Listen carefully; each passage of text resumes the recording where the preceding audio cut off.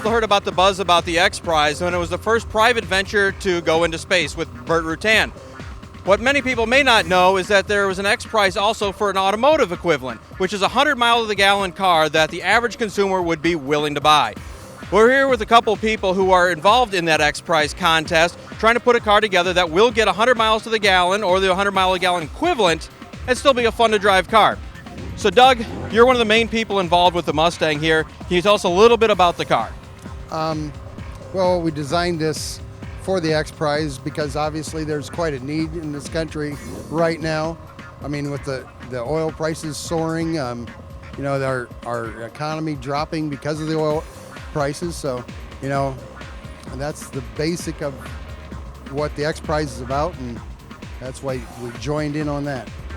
And the idea is to have a car, like a late model Mustang, that gets good mileage and you don't have to drive around some little shoebox. Yeah, well, right now there's a lot of those cars that are even entered that are the smaller cars, but I think there's going to be many different needs for many different types of atmospheres. You know, in the city, some of the smaller cars would be more ideal, but, you know, mine has 400 horsepower and 500 foot-pounds of torque, which I'm looking at the person that has the SUV to want my type of engine in their vehicle.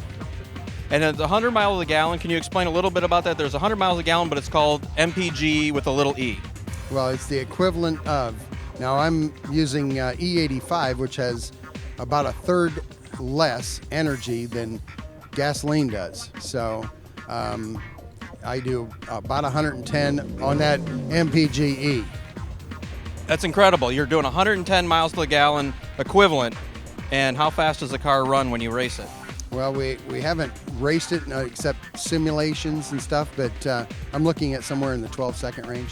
So a 12-second car that I can get 100 miles to the gallon in. Yeah, I know it sounds crazy, but I think that's everybody's dream, isn't it? I think so. Let's talk about, let's bring in one of the guys here. Todd Davies, you're one of the main people involved in this. You're involved with Rocket Ventures. What's your angle on this car?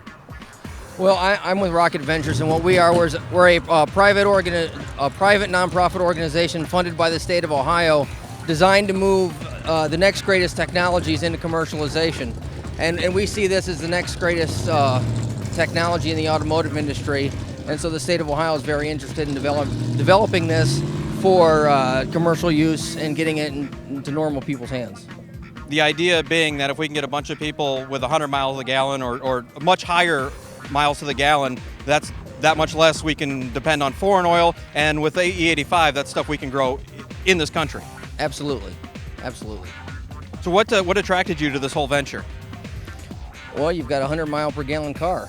It's, you know, you have an engine that you can put into a typical family use sort of vehicle, and it's can change the economy of Northwest Ohio and change the U.S. economy.